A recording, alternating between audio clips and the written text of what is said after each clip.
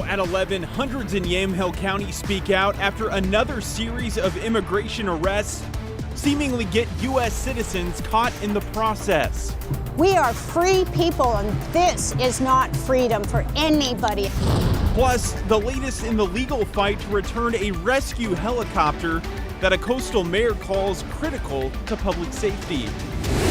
And with tariffs, inflation, and delays in food assistance, how one nonprofit is ensuring local families have a Thanksgiving meal this year. None of this happens if the community doesn't get on board and really support it.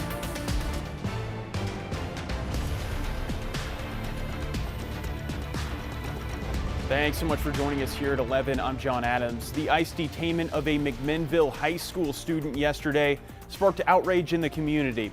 He was one of 4 U.S. citizens detained and later released by immigration authorities, according to local coalition Oregon for All. Jake Holter spoke with residents who gathered to protest earlier today. Hundreds of protesters have lined Adams Street here in McMinnville, expressing their outrage at the recent ICE arrests in Yamhill County. It is terrifying our children. It's unacceptable. It happened here. It can happen anywhere. McMinnville's superintendent of schools confirming a high school student was taken by immigration agents yesterday while the student was off campus during the lunch period. And when they start here locally grabbing children out of the parking lots and breaking windows and having them disappear where their parents don't even know where they're at, that is a crime. That's horrible. I can't even imagine. A 17-year-old minor being, abducted in broad daylight. Whether people agree with that or not, it's just unacceptable. Longtime McMinnville resident Abraham Mejia tells us this is his first time coming out to a protest. It hits home and it makes you feel almost fueled that you need to do something about it. And that's why I'm here today. That's what it took for me to be here today, is that it was too close to home. And unfortunately, I've been too comfortable from my home trying to support, but it takes action and getting out here and voicing your opinion and letting your community know that we're not okay with this and uniting in a way. Hundreds gathered, waving signs at drivers passing by. Mejia even bringing his kids along to Saturday's protest. I want them to see that it's okay to voice your opinions, whether it's agreement or disagreement. As we've seen a few people drive by and voice their disagreement, it's okay, it's appropriate. Miriam Vargas Corona, executive director of Unidas Bridging Community, tells KGW that 6 people were arrested by ICE Friday, 4 in McMinnville, 1 in Dundee, and 1 in Newburgh. And another was arrested in Newburgh Thursday. Oregon for All Network Director Jess Montoya says, quote, 4 U.S. citizens were held for hours without access to an attorney. We should be able to walk these streets freely if we are U.S. citizens. And therefore, yesterday was a good example of how our rights are being violated. Jake Holter, KGW News. McMinnville superintendent says the student was later recognized as a U.S. citizen and returned to their family. We reached out to DHS for comment this morning and were told our request had been received, but so far we have not yet heard back. And following up on the 3 other U.S. citizens Oregon for All says were detained by ICE agents in the past few days, the group tells us one of the citizens was detained in McMinnville on Friday. And on Thursday, 2 women, one in their 60s and one in their 30s, were detained in Canby while filming ICE agents from a parking lot there. We were told all of those individuals were taken to the ICE facility in Portland before being released a few hours later. Jess Montoya with Oregon for All says their families had no idea what had happened to them for hours. We're truly living in a time that everyone should be very fearful of, that anyone could be taken off of the streets and your family is desperately trying to find you and everyone is worried about your whereabouts. We have reached out to the Department of Homeland Security to find out more information on what happened in these cases as well. They acknowledged our request but have not yet gotten back with us with information. In Cornelius today, people held a gathering to show support for people in federal immigration custody and the families impacted by the Trump administration's immigration crackdown. One of the organizers told us they want to make sure people don't feel alone, as she's seen firsthand the impact the spike in detainments had on the local community and others in the region. We can live with fear. The kids can live with fear. They need to go to the school, they need to go to the park, they need to go to be happy every day, not just scared if they lose their parents. ICE says 70% of its arrests are of, quote, criminal illegal aliens charged or convicted of a crime in the U.S. And we have some new info today over the lawsuit against the federal government over the relocation of a Coast Guard helicopter. In a statement supporting the suit, Newport's mayor says the rescue chopper has long been a critical component of public safety for the fishing community. It was moved about 90 miles south to North Bend last month without public notice. In today's statement, Mayor Jan Kaplan said the difference between life and death on the water is measured in minutes, not hours. And moving the chopper further away places people in significantly greater danger.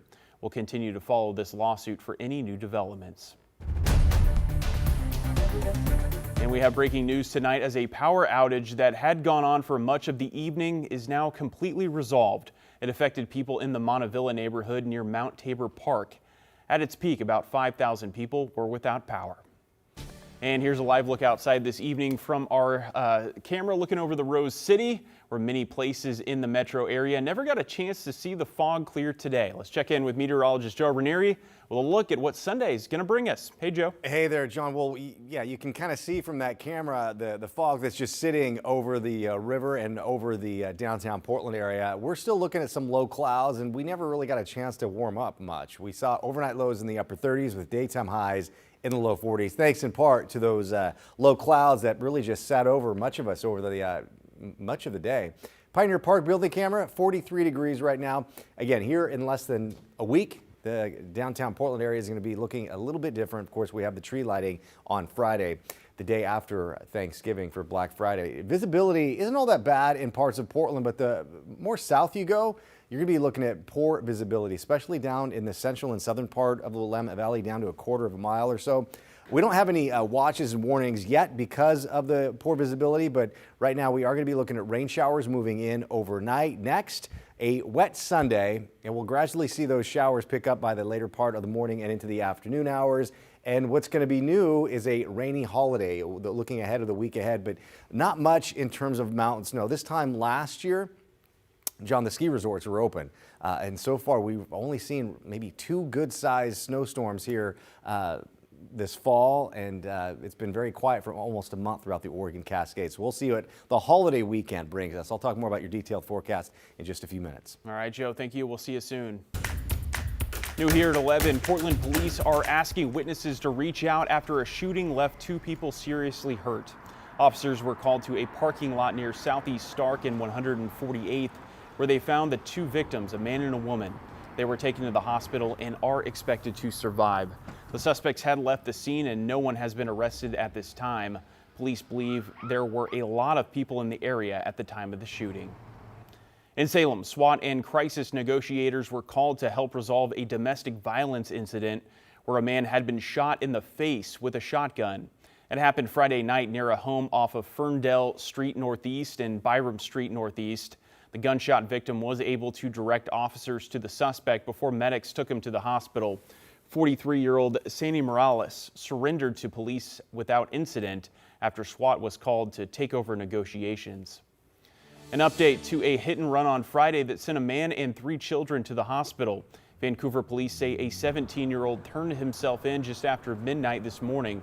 He was booked on vehicular assault and felony hit and run. The man hit is in critical condition at the hospital. The children are all expected to survive their injuries. Police are still investigating what happened. And back in Portland, 3 people were taken to the hospital after a townhome caught fire around 7 this morning. This was off of Southwest Multnomah Boulevard in the Maplewood neighborhood. 2 people escaped by jumping off balconies while firefighters rescued the third. First responders managed to put out the fire without harm to the other units. The cause of the fire is under investigation. Local nonprofit Sunshine Division is making sure families facing food insecurity still have a holiday meal. Roughly 1,000 volunteer drivers fanned out across the Portland and Gresham areas this morning to home deliver Thanksgiving meals. Volunteers loaded up the boxes at Portland International Raceway. Each one includes a frozen Thanksgiving turkey and sides for each family to enjoy on the holiday, including mashed potatoes, gravy, and stuffing. The group's leaders say they've expanded to giving out nearly 3,000 boxes this year because more families who rely on SNAP have called on them for help. This is all done because people care locally. It's local volunteers, it's local companies, local small staff that kind of facilitates this all, but none of this happens if the community doesn't get on board and really support it. So it's neat to be a part of something that's going to, literally make sure nearly 3,000 households get to have a, a really nice Thanksgiving meal. The Sunshine Division's Stark Street Pantry will also offer food boxes on November 25th and 26th ahead of Thanksgiving.